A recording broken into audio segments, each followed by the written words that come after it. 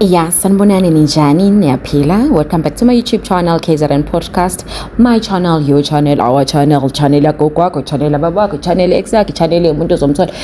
Channel yakho njengoba single nje. So this is what we're talking about today.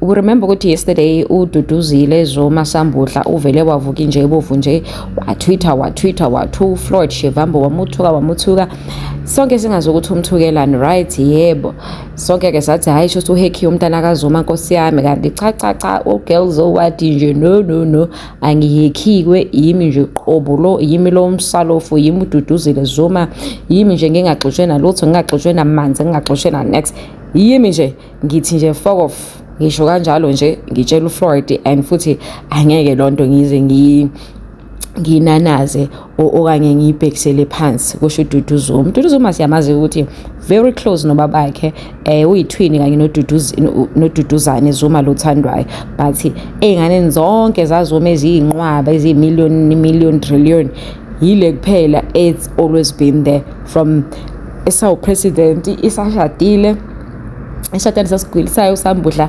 uDudu has always been by his dad's side at the end of the day.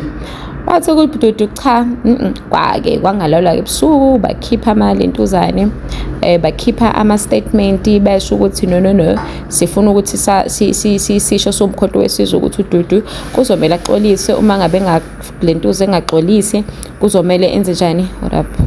Ke uDudu baqhubeka bathi ukuthi uDudu akafuna ukuxolisa, kuzomela ukuthi bam-expele bamphuce futhi ne-membership yakhe yomkhonto wesizwe. Sakhumbula futhi naliqembu likhathi liqala uDudu yena ade ehamba phambili, ake uyibhalile incwadi uDudu ke wazoxolisa, kodwa hayi kuhlukene imibono eSouth Africa kuthiwa cha siyayazi imxoliso, sijwayele imxoliso, but lo mxoliso lo kaDudu ayikhona awushaye khona. uDudu kwenze lokho ngoba obviously ephoqiwe watshela babakhe, but still uDudu utshela ubabakho ukuthi angeke ngixolise because ngifuna ukuxolisa kuFloyd, ngingaxolisa kwe-leadership. And incwadi yakhe uDudu uthi kuFloyd, kodwa mase exolisa uyixolisela kwi-leadership, uxolisela kwi-leadership, uxolisela kumkhonto wesizwe, uxolisela kubaba wakhe.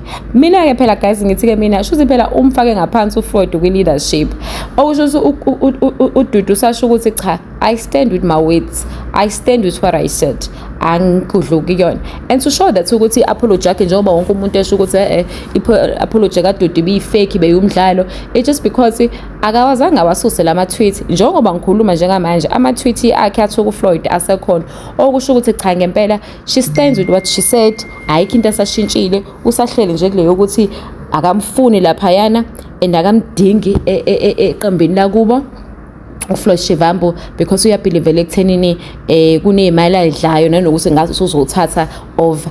And then ke also into esibonile sibone ukuhlakazeka phakathi okanye singathini ukuhlakazeka phakathi kwe-leadership omkhonto wesizwe. Abanye bebe back up uDudu live, you know, besho ukuthi yebo we stand, even ubhuti wakhe the twin brother uretweetile wathi stand with, ukusho ukuthi uFloyd akafunakali kahle lapha yana komkhonto wesizwe. But then now the question is, kanti ubani olethile uFloyd ku-MK? Like ubani olethile uFloyd ku-MK?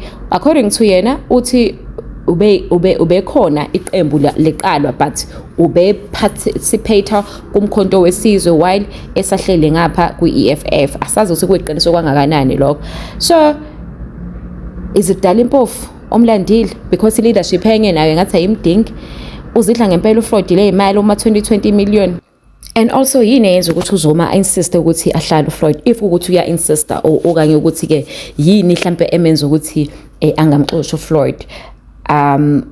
uDudu khathi kusho ukuthi mhlambe singabe senginoqhayeko yini yena nobaba wakhe ngendlela ukuthi mhlambe akamdingi, like ngisifuna ukwazi ukuthi ubani olethu Floyd. So iSouth Africa ke nje i-divided phakathi, other politicians bayamhleka uFloyd bathi ngeke akabuyi, kodwa abantu ashade mhleke ethi hayi ngeke mlandeni into yefa leyana, so nje akahleli kahle. Abanye ke basho into eningi bathi hayi laba bayazana benqumo ukuthi babejola. Awufithi I don't think so, ngoba uFloyd even esanda kufika uDudu was not fond of him nje. So angikholwa ukuthi kube kwaba khona umjolo wahamba wabheda indleleni, cha I don't think so, kodwa phela ngeke simphikele.